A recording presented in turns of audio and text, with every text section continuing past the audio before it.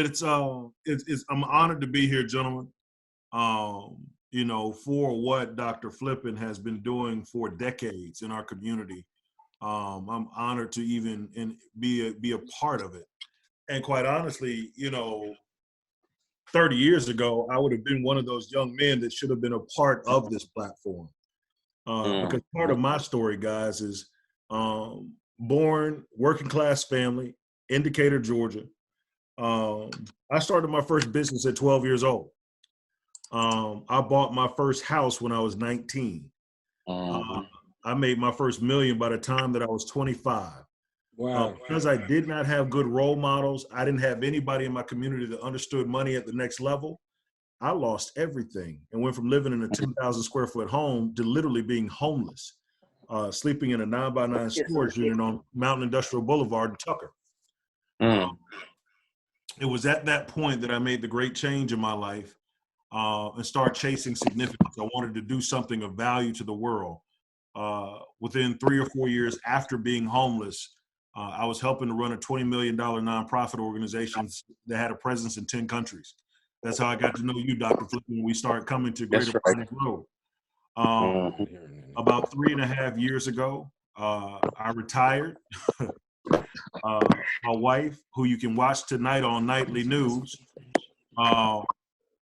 and I created a private foundation, the Phoenix Leadership Foundation, very much like the Eastlake Male Youth Initiative.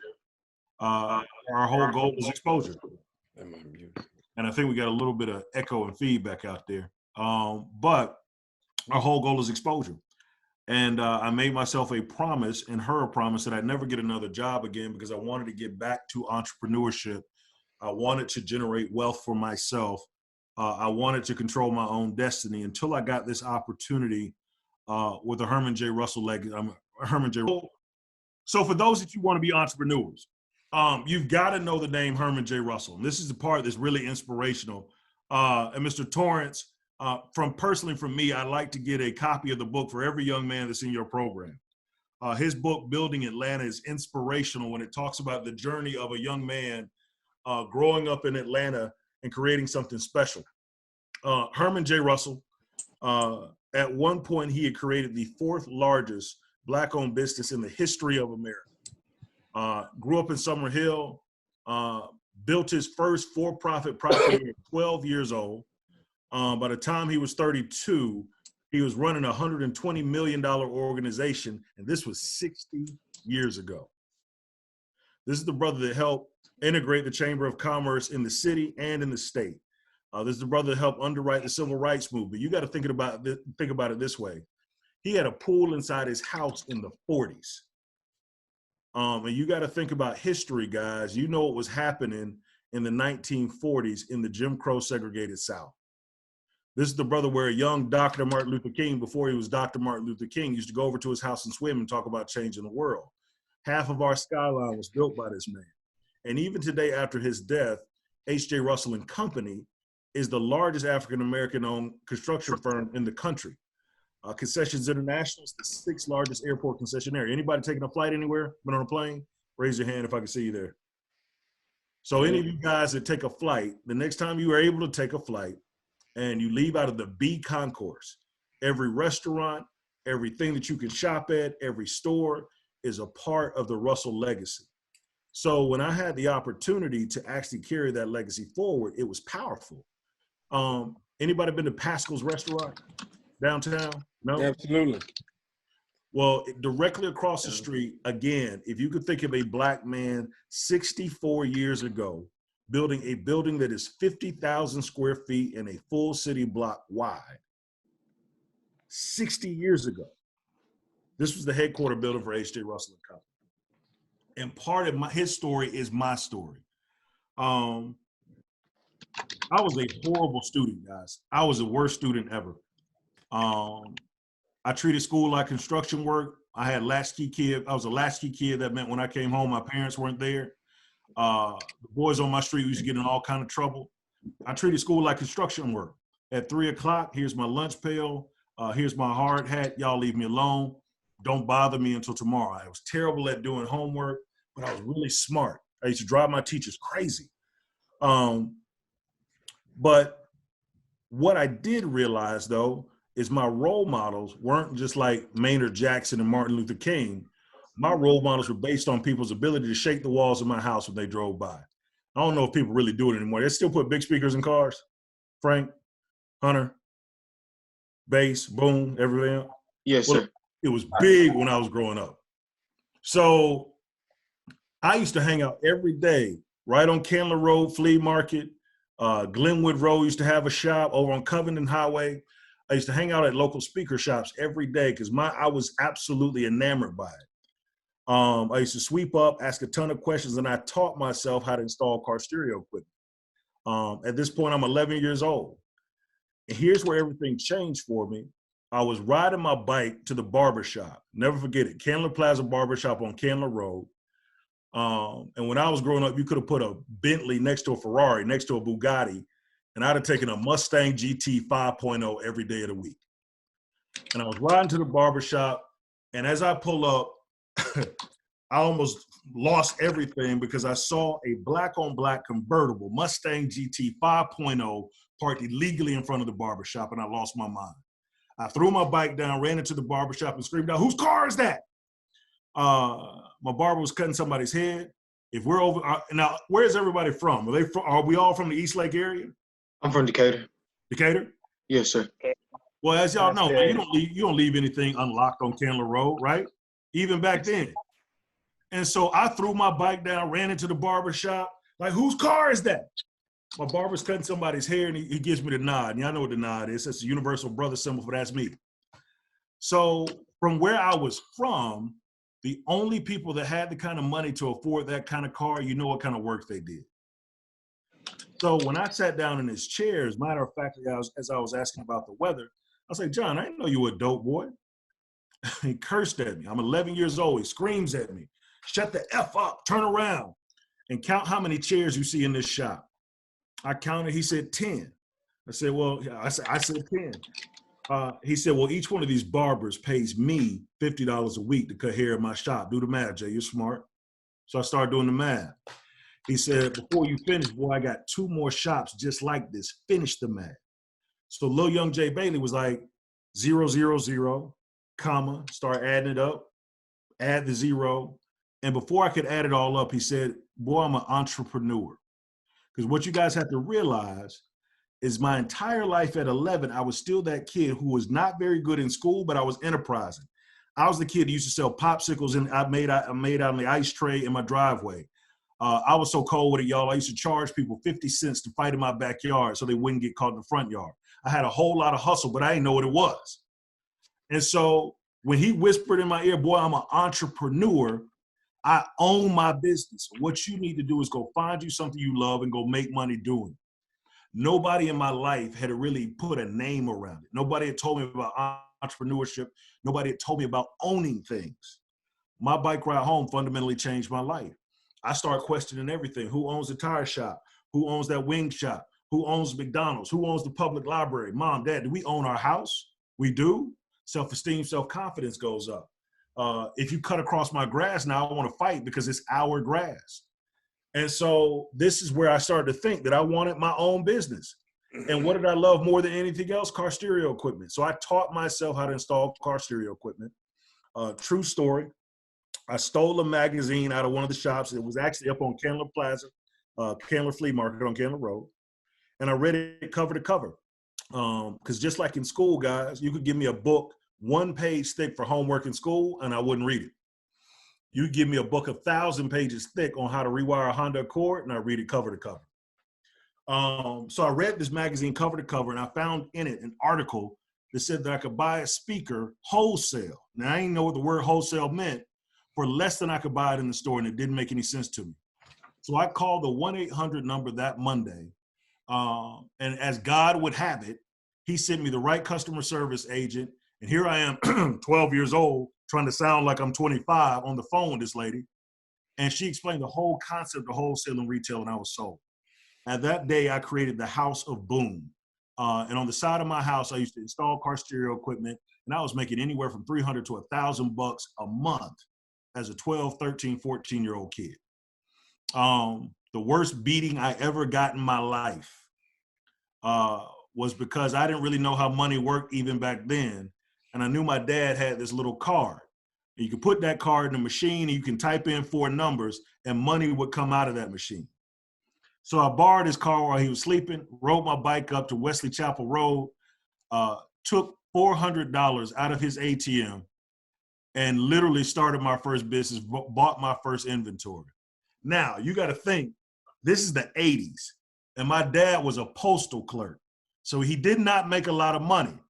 So I knew that he had just gotten paid, but if you probably had a check that was about $800 and your son took out $400 of that $800 check and you still got to pay the mortgage, I got a tremendous beating that day. And the only thing that stopped him from killing me is when I screamed out, "Dad, I did it to start my own business." And he stopped. And from then he supported me. So with that business, I started to install car stereo equipment. I got known. You couldn't beat my overhead. And I was just nonstop hustle. The knock-on effect of me having my own business, guys, is that my aspiration to be successful in business meant my need for education. Today they call it STEM education, but if I was building speaker enclosures and had to understand wattage and ohms and all of that stuff, they call it STEM education today. So my need for education to get good at what I was doing, I wasn't in school anymore just for my parents' sake. I wasn't there because my teacher said I could do better. I was there to try to learn. Now, my GPA started to rise as I started to go from the kid in the back of the classroom to the kid in the front of the classroom. School became relevant. I took off. I started taking AP courses, AP Calculus, AP Physics. It raised my GPA up just enough to qualify to go to the University of Georgia on a Hope Scholarship. Now, unfortunately, while I was in school, I lost my mother at the end of my sophomore year. My father and I had a really big blowing out. He went his way, I went mine. So now I found myself as a 19-year-old kid, really alone in the world and didn't have much connectivity. But remember, I'm a hustler and I was an entrepreneur. So for the first time in my life, I didn't have a home to go home to for Christmas. So what do you think an entrepreneurial kid does? I bought a house. I was 19. I figured if I could buy a house, I could rent out 3 of the bedrooms to my newly acquired frat brothers. I don't know if Pastor's still on the phone, but this is Alpha Phi Alpha, the greatest fraternity on the face of the earth. And so I bought a house. I literally walked into what used to be Norwest Mortgage, is now Wells Fargo Bank, asked the receptionist how many houses she had for sale. They laughed me out of the branch, but I eventually bought my house. Any of you guys watch the show Power? Anybody? Yes, sir. So one of my best friend in the world, he was my roommate then, he pledged Alpha with me, is Ghost, Omari Hardwick, the guy that plays the movie there. So he was one of those 3 people that shared that house with me. But now you got to realize I had to grow up really fast, guys. While I was in college, while everybody else was trying to party and hang out, graduate, take classes, I had to do all of that. But I also had a mortgage. I had a car note. I had to pay my own tuition. So I was living a really adult life and had to grow up really quickly. After I graduated, I moved to Richmond, Virginia. I came back because I had to really take care of my aging grandparents. But remember, now I had gone now into banking. And at that time, the real estate market had blown up in Atlanta. I had customers and clients coming in the banking world, bringing me checks for $25,000, $50,000, $100,000 at a time. And just like a kid in the hood who sees the guy with the flashy clothes and the gold chains and the cars, I asked, what do you do? Real estate investment. Well, what's that? I got a little bit of information about real estate investment. And I left and I started my own company. I didn't know a whole lot about real estate, but you weren't going to outwork me. I did every kind of deal. I flipped houses. I built houses, new construction, multifamily. And before I knew it, within about 2.5 years, I looked at my checking account and it said $3.4 million. I'm 24, 25 years old, don't really know much about money. There used to be this show called MTV Cribs. Does that still come on? Yes, no? No, sir. No? Have y'all heard of it?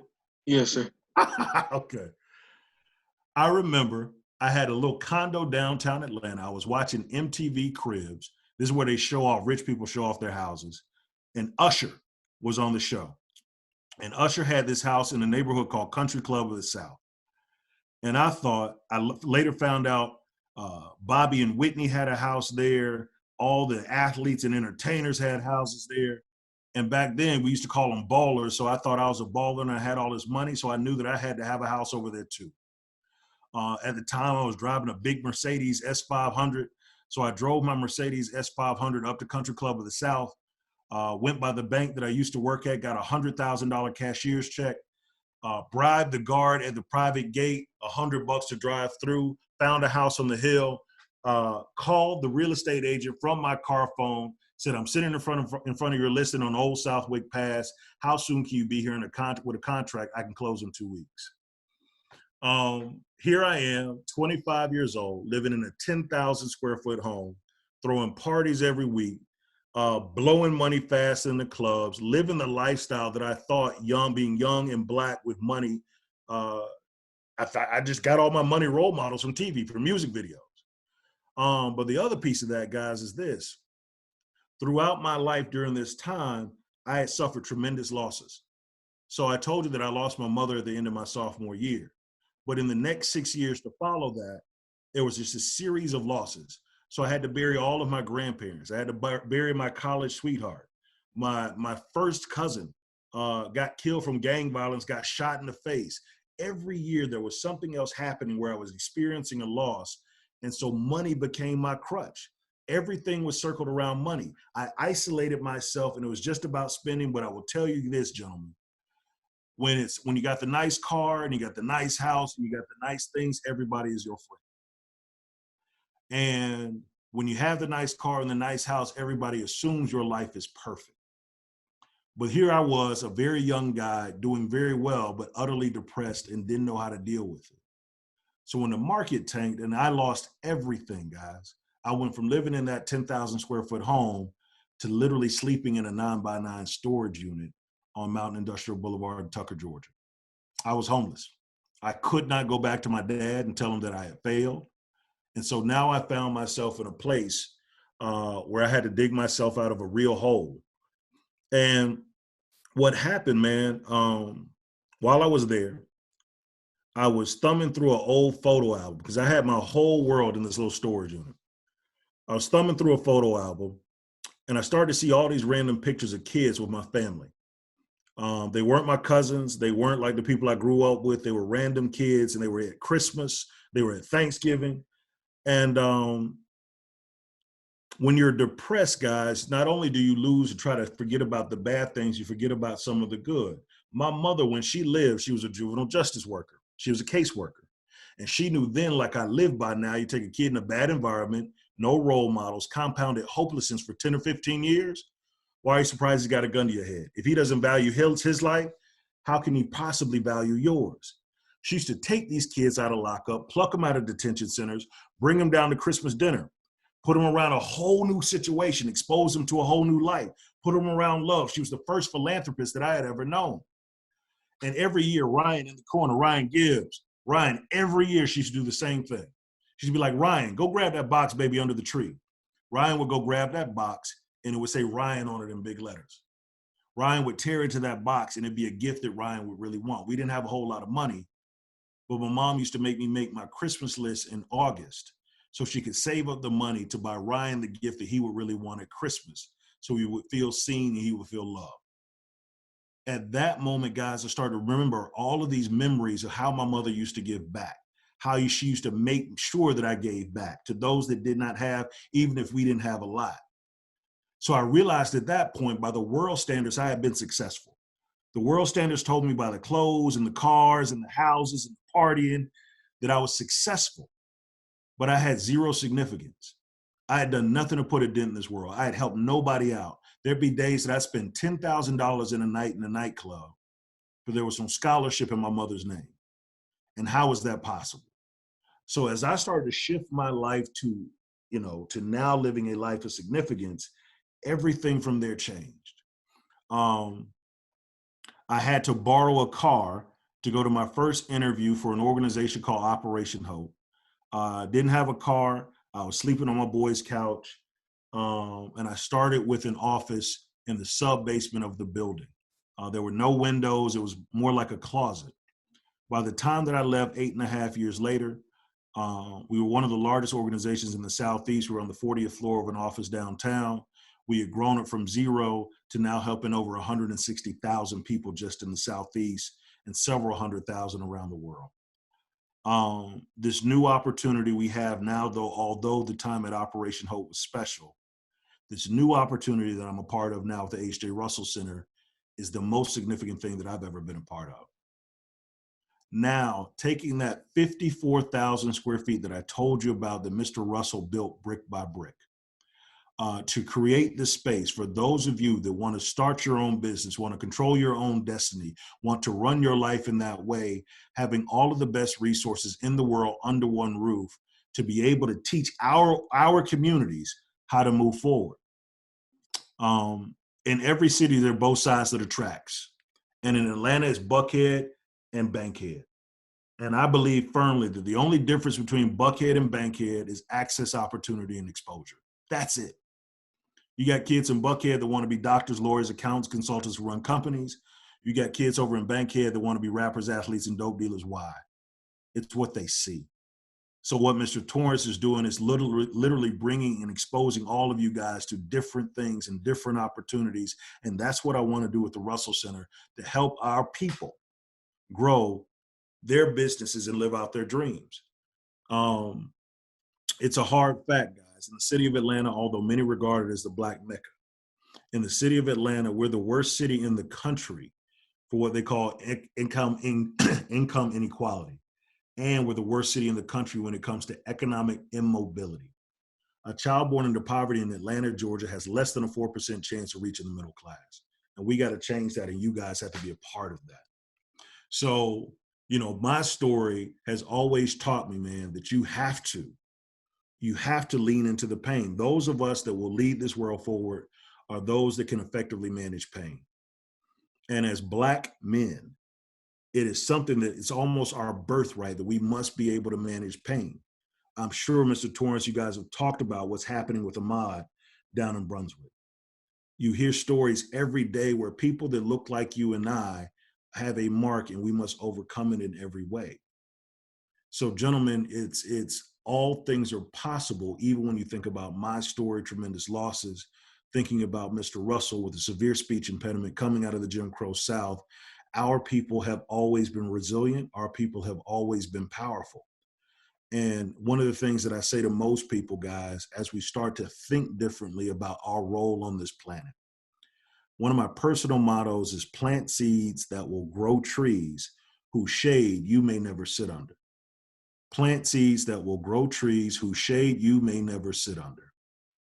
Mr. Russell was planting seeds 60 years ago, and he never knew that there was this kid, Jay Bailey, who at the age of 14 used to steal my mom's car and drive around Southwest Atlanta because I didn't believe that Black people could live in houses that looked like that.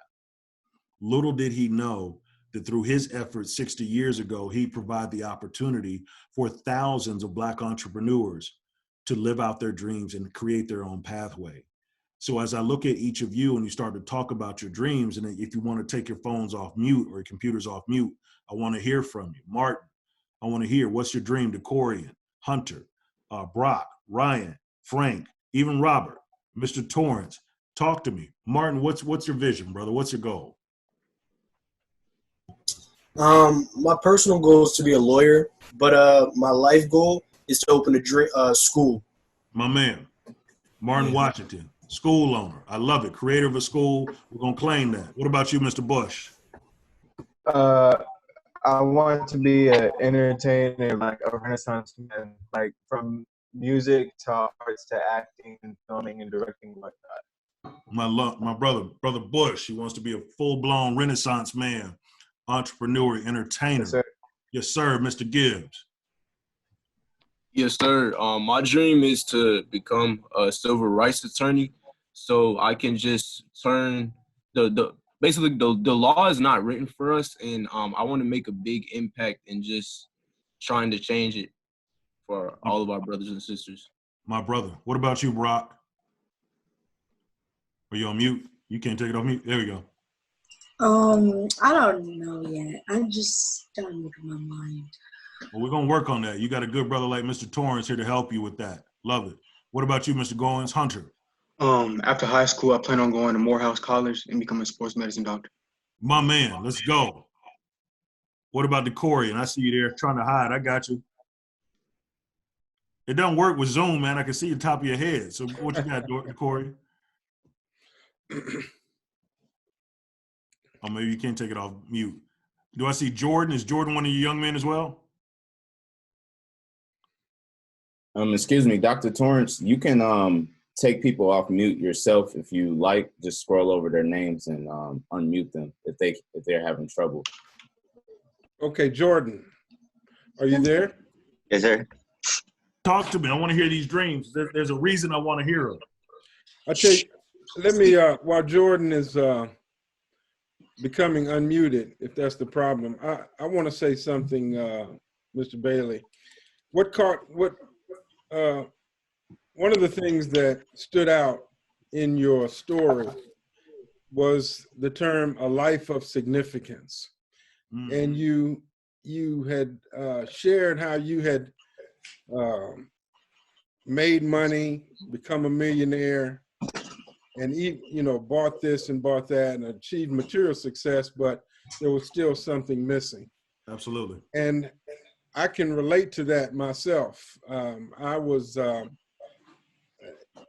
lawyer by trade, and I practiced law for 20 years. And I got to a point where I was making a lot of money, $20,000, $30,000 a week. And everything that I thought was important or I thought I wanted to do, I was able to do. Yep. But I was still lost. I was still searching for something in my life that money couldn't buy. I thought I could satisfy it with money, women, drugs, you name it, but there was something missing. I taught at the college level for 15 years, Tuskegee, Morehouse, Philander Smith. But after all of my experiences, I found out that money did not really make me happy, because it allows you to get things, but things are hollow. And so that is part of the reason that from this point in my life, I decided to devote it to trying to give back to these boys, the boys in our community, to give them some direction and some guidance and some nurturing that I was fortunate enough to have from my father. So I was blessed so much, it's not about money to me anymore. It's about making a difference in the lives of the young men in our community. Amen. So a life of significance really struck me. That's what's important. Amen. And a lot of young boys, they think, I want to ball, I want to do this, I want to do that. But but you find, if you will find that, and this is to all of the young men, money just for the sake of making money will not make you happy. So dedicate yourself to sharing or bringing somebody else up and doing for others. That's the sign of real success. And as you talk about the legacy of Mr. Russell, he gave back to his community, and that's what you're doing as well. Now we've got another presentation this Saturday that deals with community service and the value of giving back. So I just wanted to say that and commend you for those powerful words, a life of significance. My brother. And I tell you, even in giving back, most of the schools that you even named, Mr. Russell was in a position 20 years ago, guys, to give $1 million each to Morehouse, Clark, Spelman, Tuskegee, and Georgia State out of his pocket. $1 million each, 20 years ago. Powerful legacy. And for all of you gentlemen that were able to share some of your vision and your dream, Jordan, I think you're about to share yours too, because I don't want to cut anybody off that wants to share. There's a reason I'm asking. Plan on being an industrial or sneaker designer at a major sneaker company. So here we go, guys. For everybody that was able to share, everybody that wasn't. The most, Mom, I'm sorry, I kind of. oh, is it Darquise? Yeah, sorry, my bad, y'all. I didn't mean to cut y'all off. Oh, no doubt. Share with us though, brother. What's on your mind? What's your vision? What's your dream? I was actually talking to my mom, but my vision is one day I want to own my own school and like influence policy within the education system. So here's what I know, guys. And as Black men, oftentimes we don't get taught this. As Black men, so many times we're kind of taught to figure it out on our own. Pull yourself up by your bootstraps. Be a self-made man. And we don't realize how much we need each other, how much we can build with one another. And the most important lesson that I've ever learned in business is relationships matter. I have never seen a building uproot itself, cross Peachtree Street, and close a deal with another building. People do business with people. And if anybody tells you something like it's personal, it's business, it ain't personal, they're lying. Business is all personal. It's about people. So when you start thinking about Ryan, you said you wanted to be a civil rights attorney. Yes, sir. Well, do you know any civil rights attorneys? Yeah, so in the Ahmaud Arbery case, I've been doing a lot of research on his attorney, Mr. Lee, Attorney Lee Merritt. Yep. And I even found out he went to the college I'm going to, Morehouse College. He's a Morehouse grad. So my wife interviewed him just about 2 hours ago. Oh, wow. For nightly news, and if you watch tonight, they'll be on there. When you talk about Lee, when you talk about Chris, I'll use you as an example. And Dr. Torrance, I love to do this for every young man in the circle. Let's start connecting you right now to the people that have the pathway to your success.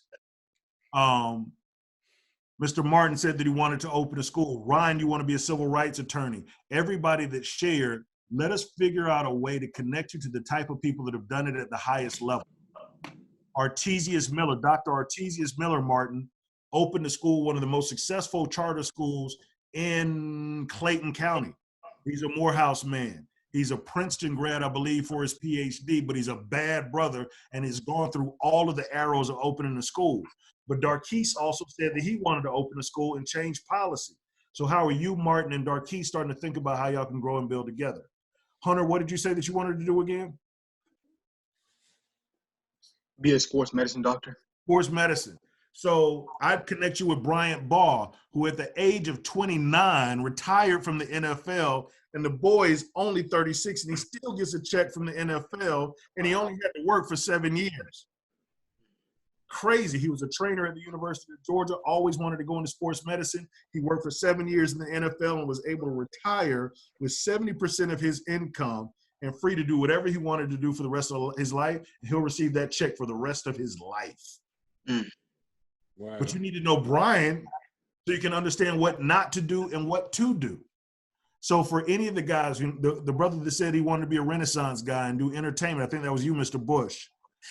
And looking at, I already told you, one of my best friends is Omari Hartwick, who would first say that he's a poet before he would say he's an actor. He would first say he's an artist before he would say he's an actor. He'd rather do production and be behind the screen instead of in front of the screen. And his journey is one of ups and downs as well, because it's not always been great. I think, guys, that one of the things that I want to bring to the table for your organization is the connectivity to the people that will be in the place to help you not fail. If you want to be a doctor, go talk to doctors. And you have this thing like, Frank, did you tell us what you wanted to do too, brother? Lawrence?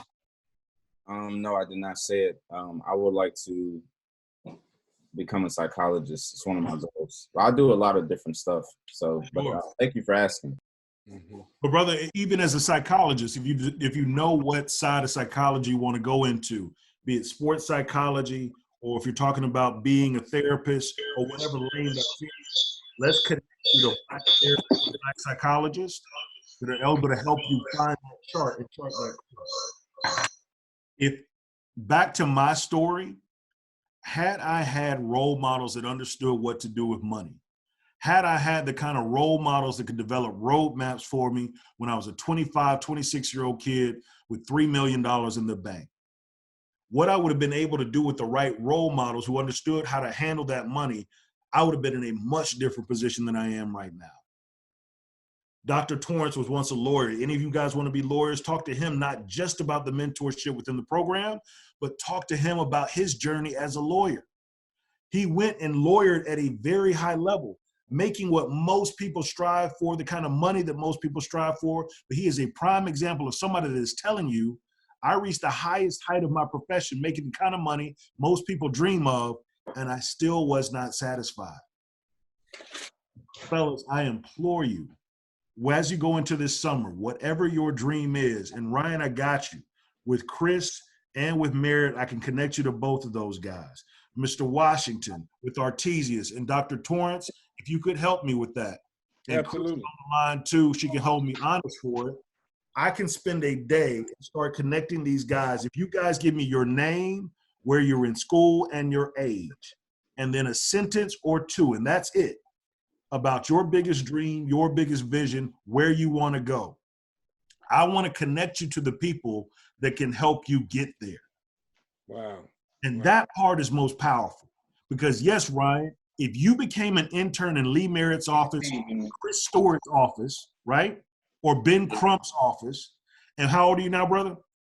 I am 19. At 19.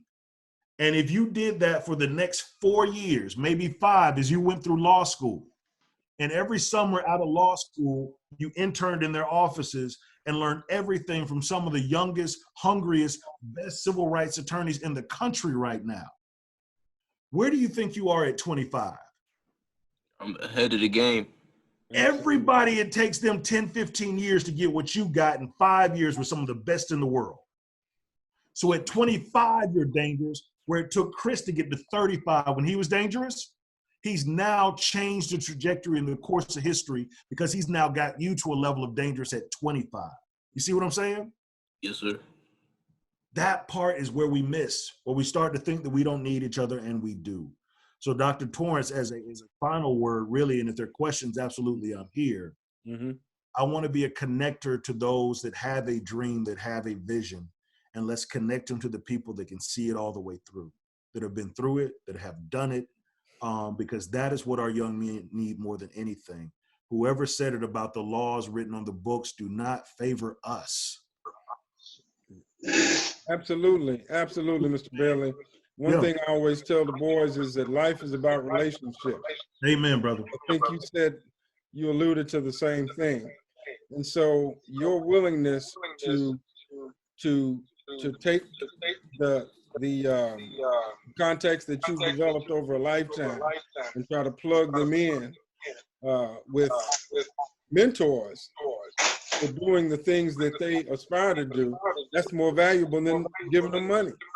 Brother, that's more valuable than money. We appreciate it, and I will follow up with you and make sure that all of the guys submit that information for me so we can make that happen. Brother, I'd be honored to do it. And it's the type of thing when I talked about planting seeds that will grow trees whose shade you may never sit under. Mr. Bush, Mr. Washington, I may never see you again. But if I'm able to connect you to Dr. Artesius Miller, Brother Washington, he's able to give you the guidance to open a school. You may open the school that gives the education and the pathway to the person that makes or pays the way for my children. And you never know how the world circles back around, and you never know how it comes back, but you always got to do it for generations yet unborn. And so I'd be happy to do it. I'd be honored to do it. And as Dr. Torrance said, guys, again, I'll triple down on what he said. I've said it, he said it, and I'll say it again. Life is about relationships. It's not about what you know or who you know. It's about how they know you. And yes, you may call Chris Stewart and ask for an internship, Mr. Gibbs, and you may be one of 100 people. And this is a way that I can get y'all to understand it. Anybody on the phone or on the Zoom have a best friend? Anybody got a best friend? Mr. Bush. Yes. You got a best friend, Mr. Bush. You want to be in entertainment. So let's say you go away, your best friend's throwing a big party for his birthday, right? Right. You pull up to the club and there's a line wrapped around the building to get into the party. Do you get in the back of that line and wait like everybody else and it's your best friend's party? I feel like where I am doesn't really matter, regardless if he's like my friend or not. 'Cause I feel like it's important to not put myself above or below other people, because at the end of the day, I'm just as the same person as I came up, and I'm not going to change whether money comes in or not. Well, I will say this. If my best friend was throwing a party and there's a line wrapped around the door and he's my best friend, I'm not waiting in that line. And that's how that usually will work. Because you know what? And I appreciate what you said, Mr. Bush, because that'll make you a great person. It shows that you have character and integrity. But if he's my best friend, I'm going to be able to call him on the cell. He's going to walk out and he said, brother, I can't wait till you get in here and I'm going to go right on in. That's how the system works when you're starting to talk about how to create a competitive advantage for each of you. How can we increase your competitive advantage as Black men? Because in so many instances, we have so many things that are stacked against us from the beginning. How do we start to even that playing field to a point where we have a fair shake? It's not about beating the odds. It's about changing the odds. And giving ourselves that competitive advantage through relationship changes the odds, because I'm tired of us trying to work so hard to beat odds that we could change. And so, gentlemen, I'm honored to be with you this evening. I am committed to making sure that those connections stay put. The homework that you have from this conversation is about sharing with me your big vision, your big idea, your big dream, and letting Dr. Torrance know what that is. And Dr. Torrance, as a personal commitment over this summer, is to make the connections necessary to help these young men see their dreams come true. Very good. Thank you so much. Thank you so much for that. And I will follow up with the boys and get you that information personally. I would like to, in closing, I want you to speak to the concept of entrepreneurship. When you ask most boys what they want to do in life, they'll say, I want to be a this, I want to be a that, I want to be a rapper, I want to be a football player. But entrepreneurship, I don't want them to miss the opportunity of entrepreneurship. That is starting your own business and working for yourself. Yeah. Well, can I add to that very quickly? Mm-hmm. From my point of view, because I know they are a lot younger, but once they hit around that college age where we have Ryan and they're becoming graduates like myself, they will see a lot of people doing entrepreneurship. But I know this is closing, but can you highlight small points of how do you maintain consistency? How do you become success? Because we know many of the small businesses fail, and we have things like COVID-19 that is impacting some communities, such as the Black community, more than others, and that pushes back entrepreneurship, that pushes back small businesses and things like that. So can you just give them like practical things that they can do as well as the other things? So I'll start with Dr. Torrance and then get to you, Frank. Dr. Torrance, any of those things that you mentioned, be a rapper, a football player, all these different things, the person that actually runs and signs in front of those checks was once an entrepreneur. Any of the people that own any of these teams or own these record labels, they created this business, and every big business was once a medium-sized business, was once a small business, was once an idea. If you think about Walmart, there was a guy by the name of Sam Walton who just had a pickup truck, and he got tired in Arkansas from going from place to place to pick up different things. He didn't like having to go get his milk in one place, his socks in one place, and his seed for his garden in another place. And he decided to create a store where you put it all in one place and created Walmart. Sam's Club, Sam Walton. Walmart, Sam Walton. That goes into Mr. Frank's question about entrepreneurship. Entrepreneurs, the only thing entrepreneurship really is finding a problem and affixing an economic solution. And the very lifeblood of the entrepreneur is to look in the face of problems and see opportunity. So even in the midst of COVID-19, the truest entrepreneurs are looking at what they do well, and they're able to make the pivot. To your point about how so many of us fail, it's because so many of us also try, because being an entrepreneur, make no mistake, It can be a very lonely, it can be a very isolated, it can be a very divided space because we've not built the supportive communities to really help us through. So Frank, when companies fail, they often sink on their own and by themselves without any type of support group. But then also, when you look at our companies starting, part of what I'm so excited about with the RCIE, the Russell Center for Innovation and Entrepreneurship, we're able to help companies build a strong foundation and framework and plan. And if you have a framework and plan, and if you should have to pivot, you can pivot from a plan. And so many of our companies do not have the foundation in a place where they can sustain a storm. So when you talk about tangibles that we can take away, it is bigger than just having a cool idea. It is bigger than just thinking that I can go sell something. There is a science to entrepreneurship, like there's a science to everything else. And you need to find and equip yourself with the tools, the resources, the relationships, the training. Because just like anything else, if you want to be a lawyer, there are top 10 law schools. If you want to be a doctor, there are medical schools that you could go to. Pretty much every position or profession that you want to go into, there's a school that will certify your acumen to do that, but not for entrepreneurship. And quite honestly, entrepreneurship essentially makes up over 73%. Small businesses account for over 70% of the jobs that we have in the United States of America. So how's the thing that contributes the very most to the economy where you get the least support to make it happen? So Frank, when you talk about why they fail, it's so often that if I leave Morehouse College, let's say I go get a law degree and I say I want to start a business, well, where do I go to be trained? Where do I go to start my plan? Where do I go to vet out my business model? Where do I go to do use case analysis? Where do I do customer discovery to really figure out if I've got a market that I can go out there and make money with?